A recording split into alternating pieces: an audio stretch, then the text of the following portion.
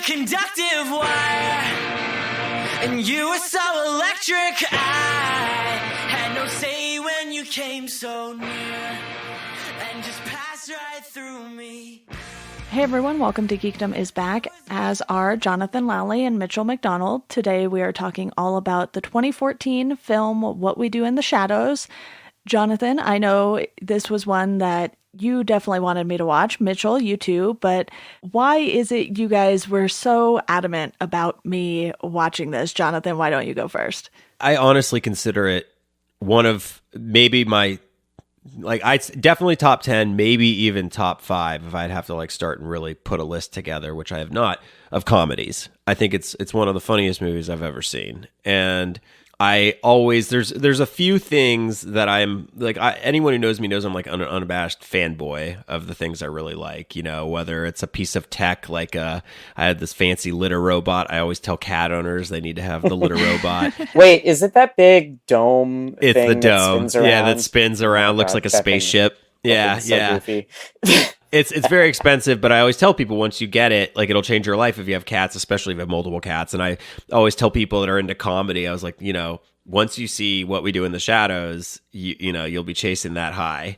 And I've always felt that way about that movie. So I'm glad that we were able to finally convince you to sit down and watch it. And I'm curious, Mitchell, what's your experience with the movie? Are you guys big vampire fiction fans? Have you seen a lot of the movies that this is riffing on? Well, so that for me, that was kind of the funny thing, is that this was a movie that satirized the whole thing, and it was coming out around the time that I think Twilight was winding down, and I think a lot of people were right after that. Yeah, Twilight was one of my least favorite things, but as far as vampire experience goes, I was watching The Vampire Diaries for probably longer than I'm comfortable admitting, but I definitely quit watching it way before it even ended. And then I have, obviously with Stephen King stuff, read and watched Salem's Lot. And I haven't gotten to the second Salem's Lot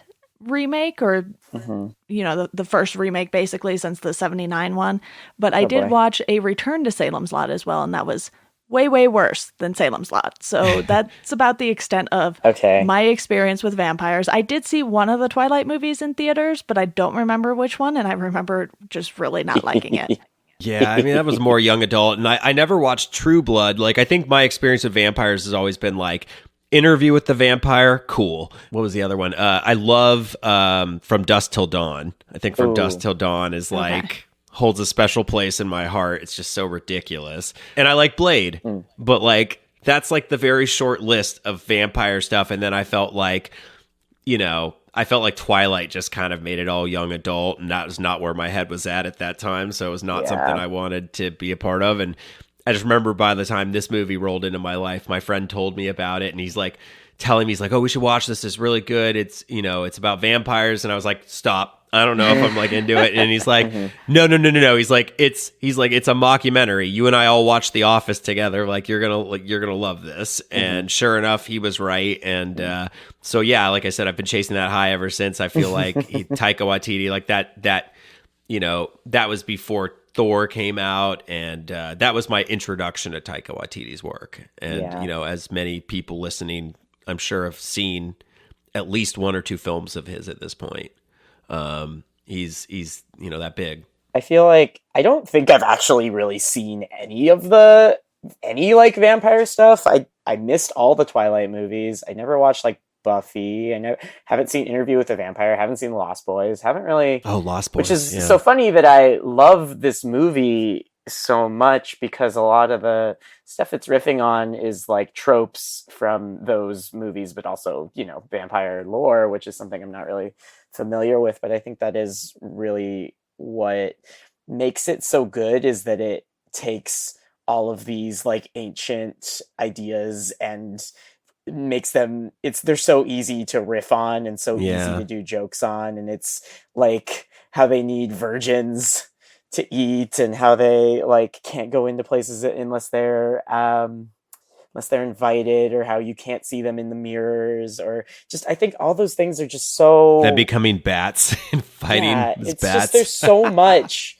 there's so much there for them to do, and that's why obviously they've been able to successfully transition the movie into they have a TV show of it that just keeps, that I think is renewed and is coming back and just really expands on pretty much everything from this movie, especially the first few episodes. But yeah, I just think it's really well done. Obviously the mockumentary thing has had like a moment where it's kind of taken different shapes, where you have like The Office, you have stuff like this, you have one of my personal favorite movies ever, which is Popstar. Yes. Funny you mentioned that. My friends and I have decided that we are going as the Style Boys for one of our Comic-Con group costumes. We will be doing the Style Boys and the maroon crew necks and doing the donkey roll. Yep. That's where we got them online. So easy costume. I went as one of them by myself. I didn't have two compatriots when I did it for Halloween. It doesn't matter. Still awesome. Yeah, and now I kind of just have it in my back pocket. So if I don't let me see that donkey roll. Yeah, I absolutely feel like that. And, stuff like Waiting for Guffman or, I think Waiting, I might be thinking of the wrong one. Also like the Best in Show, I've always enjoyed mockumentaries, but just never thought about it in a way that applied to something that I kind of thought had jumped the shark at that point afterwards, because everyone was chasing young teen vampire stuff.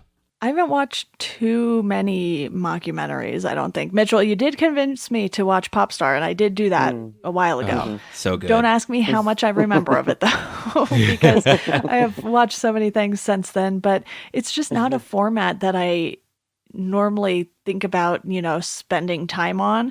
It's one of those things where, like, lately... Not even The Office? I have seen lots of episodes of The Office, but I can't tell you which episodes I've seen of The Office. The Office was one of those things where I had a few friends in college who were super into it, so we would just go over to their dorm room whenever, and then next thing it's like 5 hours later we've been watching The Office until 3 a.m. So that did happen, but it was never something that I personally started to dive into. And with What We Do in the Shadows, I didn't really know what to expect going into it.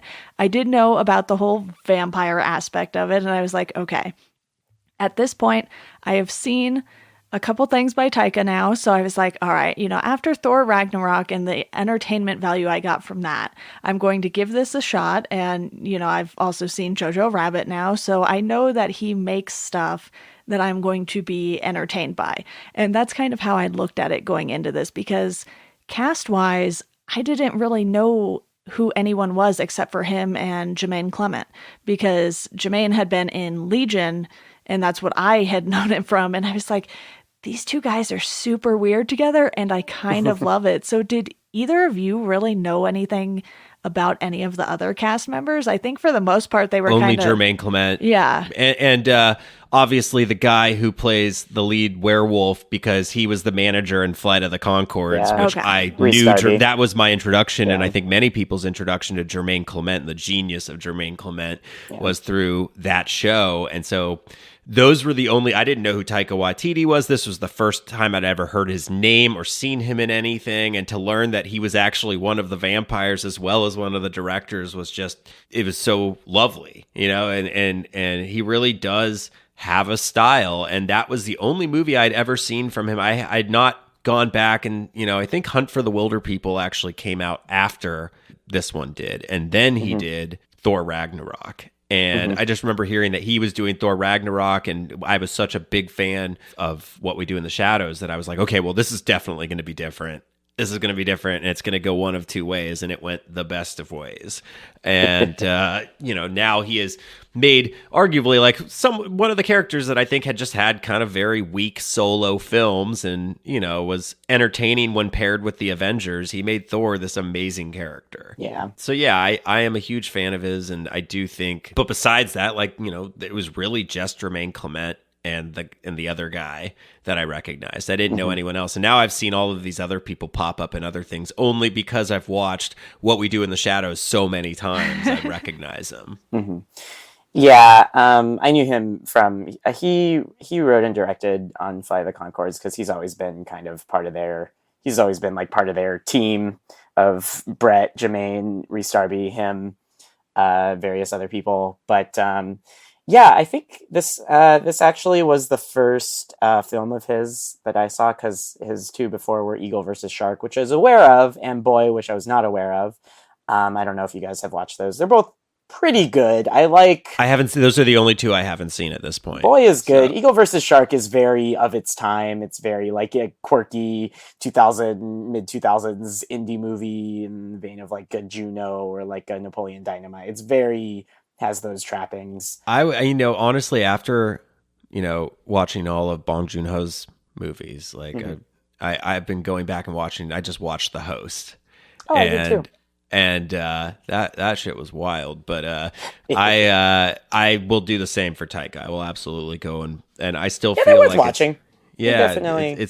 It's definitely at least watching once. Like Hunt for the Wilder People, I thought was pretty cool. I wouldn't put it on again, but if someone wanted to watch it, I would absolutely watch it. But yeah, I just feel like it's been my duty to. I've shown so many people What We Do in the Shadows when they come spend. Like we still have occasionally like either friends come and spend the night with us or like a band occasionally, and there's always a few people that haven't seen it. And a lot of them now, have seen Jojo Rabbit, and they're going to be going back and watching this, I believe, especially since Jojo Rabbit, won the Academy Award. Yeah, holy shit. Wow. I mean, that still blows my mind. It makes me like swell up with pride just because, we've been obviously watching his stuff for a while now. And but this is honestly like, I had never really heard of any of these people. And now, because of that, like, there's even people that were like in Thor Ragnarok that I recognized in Hunt for the Wilder People. So he definitely he likes to work with certain people again, and you can obviously I feel like any of them probably would love to work with him at this point now. Yeah, well, I think it's because he's like from New Zealand, and those people don't really have an in to the industry, that type of industry at all outside of him. So I think when he works on these movies, he tries to be like he tries to use his people because it's a huge opportunity for him, and he probably also really likes them and whatnot. But yeah, he's just a tremendous force. So I was very happy to see him win the Oscar. I think it's very deserved. I think it's I mean, I was either him or Greta. I think would have been great because I also loved Little Women, and I think they both put like a lot of work into making those projects like their own from the source material, and I think that's awesome that he won. But yeah, this movie is so fun. Deanna, did you love it, or how do you feel about it? Yeah, I feel like you just are like, I watched it. Yeah, we haven't even asked you yet. What do you think? I was very entertained by it. I don't recall what I rated it. I will look as we talk here, but it was one of those things where it kind of sounds like all of us weren't super into vampires before watching this, and it was something that kind of subverted our expectations. I know it definitely did with mine, and I think because I came to this after I had already seen stuff from Taika, it was a little easier for me to not necessarily know exactly what to expect, but I ended up giving it a 4 out of 5, and that surprised me because good. I wasn't into the format really before this. I don't really care for vampire stories all that much, even, like I mentioned Salem's Lot earlier. It's not my favorite Stephen King thing I've ever read or watched by any means, and it's just a kind of genre of horror, so to speak, like a subgenre that I've never really dived into. It's not like I'm going around reading a ton of Anne Rice books or anything. Right. I was pleasantly surprised. And I think Taika is one of those people where when you find that you like their work, it makes you want to go back and see everything else they have done. Yeah. So Thor Ragnarok was the first thing I had seen. I've seen this and I've seen Jojo Rabbit, and that's it for me. So I still have to go see Hunt of the Wilder People, Boy, and his other stuff, but I'm so invested in everything he does now. We're Taika fanboys and girls. Yes, exactly. Fan people. Yeah. Do you guys have any favorite part? I mean, we could talk about the cast. The cast is really just a lot of local New Zealand people that he's friends with. Yeah. Pretty much it. I could talk about favorite moments for sure. Like, I've got so many, but I feel like just the intro alone where they're talking about the dishes is one of this is before they even roll the title card, and they're getting ready for the meeting, and and then you're like, you haven't done a single dish in 5 years or whatever, and he points to it, and it's just ridiculously overflowing, and that's the first time literal it's just blood like, oh my god, on the dishes. That was one of the things. But then for them to get in an argument, because like I live with roommates, I've gotten in arguments with roommates, but the scene with it's just elevated so much by them like flying up into the air and hissing at each other. That is a great, like, I feel like that's the best way they could have ever introed that film. So that for sure. I won't list all of them because then no one else will be able to. But another scene that I love is where I forget his name, the vampire that they bring into the younger guy. But when he's complaining he can't eat fish and he can't eat chips anymore, and he's just projectile varving everywhere, blood. I thought that he adds such an interesting dynamic to the group, and his friend Stu, who works in like the really boring job, but he's like getting them on the internet and showing them how to do things. There's so much, but what about you, Mitchell? Like what kind of stuff do you remember sticking out? I was reading, I guess that the Stu character is literally one of Taika's friends, and he told him, hey, do you want to come have a bit part in this movie?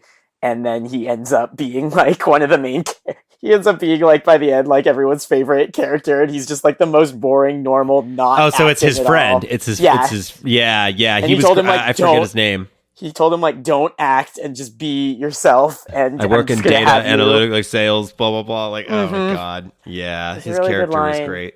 There's a really good line where Jermaine's character, his name's Stu Rutherford, by the way. We're talking about Stu, and he's playing Stu. Yes. Stu Rutherford plays Stu, Nick's best friend, who introduces the vampires to modern technology, is what Wikipedia. There's like a throwaway line where Jermaine Kellyman's character, like after they learn the internet, is like, oh, you have to leave me to do my dark bidding on the internet, and he's like, what are you bidding on? He's like, I'm bidding on a table. Oh, and then when they go to the dance, there's one scene where they're all dancing, and it cuts to like a mirror at the dance, and you can only see like two of the two humans that are there. Oh, like the zombie. Well, I guess there's oh yeah, that's right. That's right, because they're all undead. Mm-hmm. There's the zombies, there's the vampires, and I forget there's one other set of people. But it's just so smart, and it makes so many creative jokes. Obviously, the werewolf scene is incredible. Werewolves, not swearwolves, is great. Stuff. Yeah, and we are promised. They've been saying that there is a sequel planned, which is titled "We Are Wolves," with Rhys Darby and all those people coming back. But the problem is, and don't get me wrong, like. All the power to Taika. I am so pumped, and I will watch. We know that Thor's coming next, but I sincerely hope that, because they keep talking about it, like they do. Jermaine Clement and Taika still want to do it, and I do believe that it will eventually happen, and it'll be worth it when it does. Mm-hmm. It might not be for another 3 or 4 years at this point, though. Between Thor and like. And that's only assuming that like they actually get to the sequel directly, like if that's what he really wants to do after Thor. Well, because they're doing the show. Oh yes, exactly. And he's a producer on the show. Jermaine is the showrunner, and Taika's on it as well, I believe. He directed the pilot, I think. He directed a couple eps. They're both. There's spoilers, but there is an episode where the 3 vampires from this movie make an appearance in that show. So I have that to look forward to, since I have not started the show. Yeah, the show's really good. I watched. It's set in the same world. Yeah. Okay. That's what I love telling people about the show is like, hey, guess what? The show's really good too, and it's not a remake. It is set in the same world, just different vampire. Instead of living in New Zealand, they live in Staten Island. That is what you have to look forward to. But there's are so many cameos in the TV show. It's great. So you very much have that to look forward to. And I will say it's very similar to like Parks and Rec, whereas like the first few episodes, not the whole season luckily, but the first few episodes are like kind of like establishing some stuff, but then they get really into it. So you do have the show to look forward to. Yeah, the first couple episodes are very like them just kind of taking jokes from the movie and kind of just repurposing a little bit, tweaking them a little bit. Yeah, for sure. And then there's also a second show that I was trying to find because it's been on for 2 seasons. It's called Wellington Paranormal. It is a show in New Zealand that is about the 2 cops that come visit, which is also an incredible scene in this movie. Yes. The 2 cops come and they're like in the middle of a fight and he hypnotizes them and they're just like... they're just pointing out all the code violations in their house. Smoke detectors? They're like, see, that guy's not having a good time. They're like literally hunching over the dead body. And this guy's not having a good time. You know, like, oh yeah, he's drunk or whatever. He's passed out. Just like I forgot that they have a show. Is it good? I've been trying to find it online, but it's like really hard because it's only in New Zealand and not licensed to anywhere else, which is so weird because you'd think that like these 2 guys are very popular and they are very involved with that show, that they would have... Or I guess you can't buy it on iTunes or something like that. It's not there. No, I don't think you can because I tried looking it up and... Well, if anyone listening... I could find the DVD, but it was okay. Okay, so maybe that's our Christmas gift to you. Or Hanukkah or whatever, you know, happy Christmas, Hanukkah, Kwanzaa. I like Christmas. That's mine. Speaking of DVDs, real quick, though, I have a quick story about my experience watching What We Do in the Shadows, because I bought the Blu-ray off of Amazon, and it said on the back, you know, like 2 hours of bonus features. So I was so excited because I was like, oh my goodness, I can really just dive into how weird they got with this thing. And, you know, I get the Blu-ray and it's in weird packaging. Like the Blu-ray logo is not the official Blu-ray logo. And I was like, okay, whatever. And then I put the disc in and there's no features at all on it. So I watched it still. I was like, okay, well, I already put it in. I might as well watch the thing. And then afterwards I hit up Amazon support and I was like, this is a bootleg, so send me my money back. Thanks. And they were like, okay, we can give you a refund. I was like, even if I already watched it, they were like, yeah, that's fine. I was like, works for me. So basically I got to watch this for free, but I didn't get to enjoy any of the bonus features that they were supposedly advertising. Are you going to try and track it down again? Because like I'm now going to try and track down the legit copy, even though I have to go like buy it at Best Buy or something. Yeah, I was thinking of maybe looking on Best Buy or something and seeing what I could find there, because I was like, I don't trust Amazon with this particular movie anymore. Yeah, Amazon's like, it's so convenient, but like I've seen so many things, not to go too much off track, but like I've seen things where like Yeti, their stuff gets counterfeited on and sold, and Amazon, you know, they're so loose with like checking those people that, and they have like pictures comparing the 2 products. The thing is, this one was coming from Amazon itself, and it said that it was manufactured not by even Amazon. A third-party seller. And I was like, oh, what did Amazon do? Like, did Amazon really manufacture this, or did someone screw them over by putting their name on it instead? Yeah, exactly. Hopefully they got to the bottom of that. But you got to see the movie. Hooray. Yes, and since you guys mentioned favorite moments, I do have to give a shout out to Jackie, because her entire storyline familiar is just so funny and yet kind of heartbreaking by the end of it. You're like, yes, I'm Deacon's like familia. Yeah, where they're cleaning out all the blood stains from in the laundry. She's spraying all the blood off of the concrete.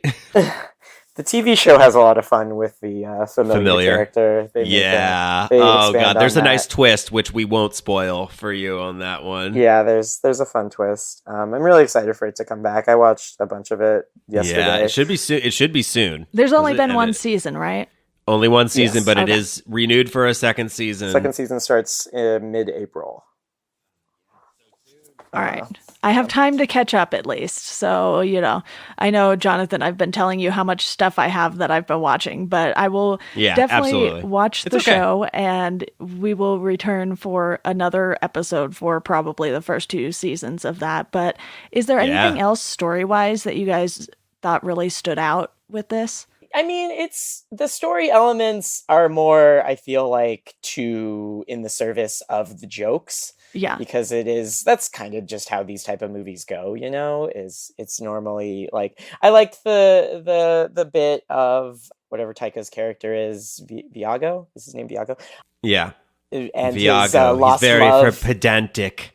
his lost love of the yes lady that he tracks down, and then at the end he's married to this very old woman, and he's like, oh, no one call her a cradle snatcher or whatever. He's 400. Yeah, he's technically, but like he doesn't. 400. I don't think he understands. Like he's like she's the one that looks like the cradle snatcher and not him. And but yeah, he's so old, and I mean Peter's like, even though he doesn't do the vampire anything. Hunter guy is fun. Yeah, the vampire hunter. We're like, you can't tell everyone you're a vampire. Oh, I know him. Skype me or whatever. Like he's like talking. It's just like, oh my god. But then they get invited into the club because of him, and the jealousy over the same jacket. It's just like these are just normal dudes who happen to be vampires. Yeah. Like, I think that if I had one thing to say really about this movie as a whole, is that I really like the idea of when at a time, like obviously when they were developing this, Twilight was like the thing. And obviously had this hold on culture, and to just like take the vampire mythos and sort of transmute it into like this old, like goofy, like Eastern European / Russian kind of thing, and sort of to return it to that, but also to juxtapose that with like modern culture is just so brilliant, and really just kind of returning vampires to like something that is more I mean, they can be anything. You can kind of do whatever with them. I think that culture kind of burned them very quickly because the whole zombie thing kind of took hold right after that. Yeah. The zombies were everywhere. But I like the idea of what this movie did for vampires, and how it's having this impact where now they're making the show that's a huge hit, and then they have like multiple shows, and how it's launched like Taika into like, yeah, I mean, it stratosphere, really. It probably was the thing that got him Thor Ragnarok, I have to assume. It's the biggest budget thing I think he had worked on at that point. He did. I guess Hunt for the Wilder People too. Yeah, but I would think that, I don't know. It's hard to say which one of those movies actually like directly led to it. Probably maybe more Hunt for the Wilder People, but definitely just as a comedic force, I think it was something that I really realized, oh, this guy is like the guy, because I hadn't really separated him. When I was watching Flight of the Conchords, I was always like, well, it's them two are the guys, but you realize that actually it's like he's the guy.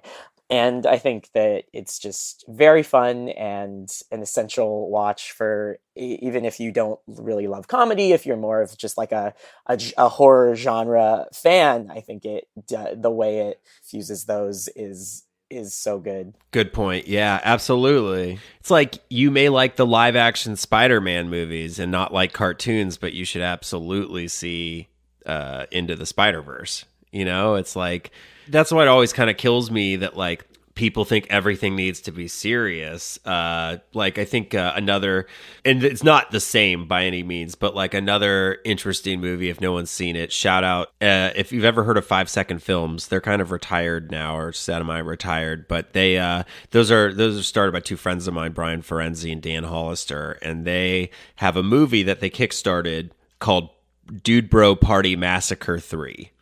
And there is no Dude Bro Party Massacre 1 and 2. That's kind of the joke, but it is a satire of 80s slasher, like gratuitous violence from the 80s type of stuff. It's very, very funny. It's got a bunch of very interesting cameos in it. Andrew W.K., Larry King, Patton Oswalt, a few other people. It's got Greg Sinestra or Sestera, the guy from The Room. One of the guys from The Room is one of the dude bros. It's a fraternity. It's like a fraternity horror slasher film, but highly recommend it. Maybe I can convince Deanna to let us talk about that one someday. It's ridiculous. I remember when it came out, because I used to watch 5 Second Films, and I remember that they were making this. It was pretty funny. It's very wild. But I mean, don't get me wrong, not the same thing. I don't want people to go watch that and be like, oh, I thought I would really like this would be the, you know, it's not the same thing. But it's just in the say, you know, you can like 80s. I know a lot of people that love and like live for old 80s horror slasher films, and it's like almost their brand at this point, and they could still enjoy something like that, you know, because it's still fun to like have things mocked, you know, like Silicon Valley. The reason it was so funny to me was I work in the Valley, and people have tried with TV shows to make it cool, like Entourage. There was a show, like 1 or 2 shows, reality, and then one that was like scripted that tried to make it seem cool, and it didn't work. And it was kind of lame. And then Silicon Valley, the show, came along, and they just nailed it because they just made a mockery of it. And some people just want to see their stuff made fun of. Like if you haven't watched Mythic Quest yet, I think Mythic Quest is another fantastic example of that. Very funny. It's on Apple TV, but there's a scene where they introduce a community manager, and I am a community manager. And it felt like the character was written for me because she's talking about how she has to deal with angry people all day. Like she's like hardened, but she comes across all smiley and happy. And if you haven't seen Mythic Quest, definitely, add that to the list as well, Deanna. You should check it out. But it's not for everybody. But there are things that, I think sometimes when they try and make it funny instead and skewering, it ends up working so much better. I think that was kind of what Thor Ragnarok did. They took this guy that was always trying to be a serious character, and they made him more comedic. Yeah. And that's, he did that. He does that well. Yeah. I think when you have, obviously, the right way to do this kind of thing is obviously to have a deep love and reverence for the material that you are satirizing.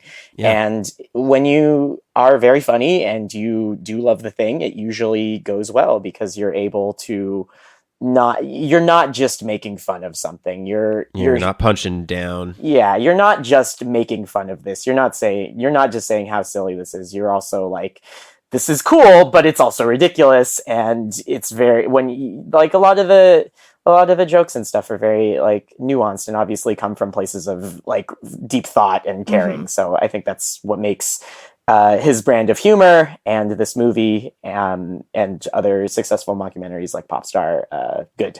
I think this one definitely has more of a DIY feel than Popstar did, just because definitely of sort of it feeling like they were using either iPhone cameras or handheld cameras, and just the way they shot some of the scenes. I was like, this is pretty entertaining just format wise as well. And I think both of you probably know by now, I've definitely been expanding my film horizons here. So if you guys suggest something, I will probably check it out. Can't guarantee I will like it, but I think this one definitely worked out in everyone's favor for this episode. I'm so glad, because I had been asking you every single time we record. So have you watched What We Do in the Shadows yet? No, I have it ordered, and watch it. And you did. And I'm pleasantly, I'm not surprised that you liked it just because it is such a great film. But, especially also since you've been, I think actually it wasn't even the first film that I told you to check out. It was really Jojo Rabbit was the first time, because you and I had discussed something else. And then I was telling you to check out Jojo Rabbit, and you made the trek, I think, all the way to like the Draft House to see it or something, right? Or it finally came near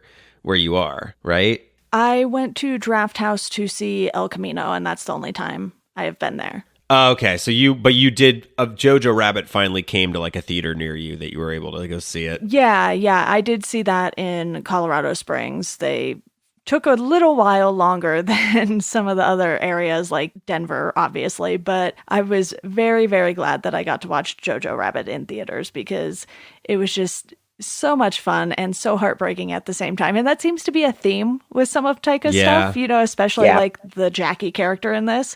I felt like that had a similar storyline to a lot of what happened in JoJo, even though they were obviously two totally different stories, which is something I love. But you can kind of... But she does get a happy ending, though. She does get a happy ending. Everyone, I feel like in this one, gets a happy ending at least, where JoJo definitely took a dark turn for one character, but it was perfect for the story. It was perfect, and it serviced the story well. And I think you had mentioned something, Mitchell or Deanna, someone mentioned that, like, having a deep love of the source material is what means you can, like, it shows in how you satirize it. And I think, I believe Taika's Jewish or has some sort of Jewish descent. He's half Jewish. I mean, and exactly. And I mean, like, I know I've talked about this, but my grandparents were Holocaust survivors. They were in hiding, and I don't know. I really want to try and get my grandmother to watch this, but I'm not going to like force it by any means.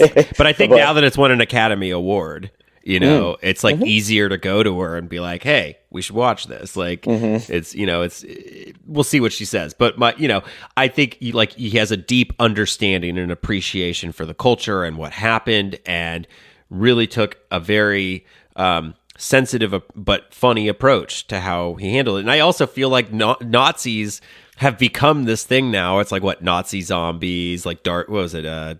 Like Red Snow or something. There's a few zombie movies and video games and stuff. It's become this thing where it's like I think far enough out, and I think enough people are smart enough, be able to access this type of stuff if it's done well, if it's done with some care. It's not always good. I'm not saying it's like all of those things I just listed are like prime examples, but I think I read that Jojo Rabbit will be part of like the education curriculum for the Showa Foundation, something like cool. that. Like that's good. It's been officially, now I'm going to go look that up, but he was talking about how like that was one of the biggest deals to him.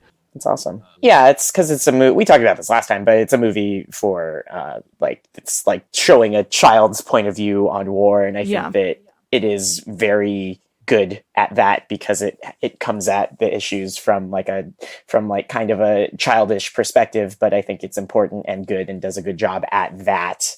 So if it is something that kids can see, and maybe it will have an effect on them and how they view the world and how they respect other people and stuff, I think that is really important and good. I found what I was talking about. It says USC Showa Foundation partners with Fox Searchlight Pictures to launch Jojo Rabbit Education Initiative. Nice. And so it will be part of their curriculum. Oh, that's so cool. Which is like a very big deal. That was really, really, really, really pleasant to hear. So yeah, that rocks. He's just having he's having his time, and I couldn't be happier for him. I just every time, even watching him talk shit on the MacBook keyboards at the press conference thing, junket at the end, I was like, oh man, like but Apple's gonna be listening, no question. That got around to Apple. Yeah. His next film is called Next Goal Wins. It's about the New Zealand soccer team that tried to get into the World Cup. It's based on a documentary. It's going to star Michael Fassbender, Elizabeth Moss. Oh my God. Armie Hammer? Did you say Armie Hammer's in it? I did. Oh boy. Yeah. So that should be really interesting. And then obviously after that, he is doing the follow-up to Thor, which is called Love and Thunder. Yes. So excited. I don't know when these are supposed to come out. I know that Love and Thunder is like the end of Phase 4. It's the last film in Phase 4 right now. Yeah, that sounds about right. So it's probably like 2022. I think he's writing it right now. It says 21, but... Okay, yeah. Then 20, yeah. It'd be the end of 2021, probably. I love how he called out Apple. I have a laptop from, I think, late 2014, so I just missed the new keyboards, and I was like, yes, thank you. Yeah, they're gonna, and they're never gonna live that one down, too. Like, even though all of their new keyboards are gonna be like the new one that's much better, it's getting, like, everyone loves the new one. They're never going to live that down. People are going to think like that. There's going to be people that think that all Apple keyboards are like that now. They're to be like they're never. It's going to be tough. They'll be fine. Yeah, they'll be fine. Yeah, they'll be fine. They'll be like wiping their face with dollar bills. But Well, do you guys have any final thoughts on what we do in the shadows? I know we kind of added Taika into the discussion as a whole here, which I'm always all for doing that. Because he's great, and I really want to see more of the stuff that he works on. Obviously, we mentioned the upcoming Thor, but I think he's going to be one of those guys who will do huge projects like Marvel movies and then have these indie movies that are kind of supported by the reputation he's built up even more through those, Mega Millions movies. Yeah, I'm fine with that. Yeah, for sure. He's definitely like... Yeah, he's only done the one huge movie in Thor, but now he has a second one. He did an episode of The Mandalorian, which is also a huge, huge deal. And I think he is just one of the, I hope he has a really long career where he gets to do sort of a lot of different stuff, which is what it's, and just bring his take to, and his voice to different ideas and films. Cause so far he hasn't really missed. Speaking of voice and Taika Waititi, he did voice a character on the new season of Rick and Morty, and it's fantastic. Yes, he did. Yeah. Do you want to develop my app? Do you want to develop my app? Yeah, I can't do it, but I just love listening to him talk. He's very charismatic, and that comes out in his films. He's great on Mandalorian too, his robot guy. Yeah, even down to IG-87 or whoever it is, or he's not IG-88. That's all I remember. He's not the one that we think he is, but I love that. I think he's just fantastic, and I think obviously What We Do in the Shadows was my introduction to him. And but still the thing I go and revisit the most. Like I love Thor Ragnarok and I can watch Thor Ragnarok, but like I said, this is probably in a top 5 comedy for me. Absolutely top 10. If I start, I'm gonna now go and I need to go and I still need to add a bunch of movies I've seen to my letterbox. I've been kind of bad about it, but I've seen so much stuff recently and I've not added it all. But I will. I'm now going to think about that. So, nothing else. I'm attempting to keep a media log on top of, putting things into my apps just so I can have a look at 2020 as a whole. And the thing I'm doing is I'm kind of keeping track of the movies. I'm only keeping track of my TV backlog, stuff I got behind on, just because if I tried to keep track of every current thing I watch on a weekly basis, like the random network shows that I watch, like Stumptown or something, I don't feel the need to keep track of that, but I'll probably keep track of all the streaming stuff that I take in, because that's just easier since I'm usually doing a season at a time. And it's going to be very interesting to see how 2020 plays out from a media consumption standpoint. But I am very glad that I watched What We Do in the Shadows, despite not liking vampire stuff all that much. I think it's because it wasn't really about the vampire stuff. It was about these people going out and having a fun time making a mockumentary more than anything else. Mm-hmm. Yeah. I must have been such a fun movie to work on. Just to work with Taika Waititi, I feel like has got to be such an experience as an actor. Yeah.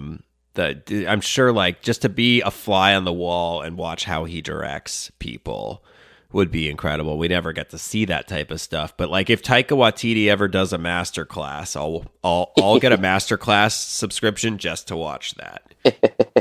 Yeah, that would be big fun. Awesome. Well, Jonathan, Mitchell, thank you both so much for coming on to talk about What We Do in the Shadows. I know you two will be back for the TV show as well once I get my butt in gear and watch that, but we'll probably wait until season 2 is done just so we can talk about the first 2 as a whole. I think that'll make more sense.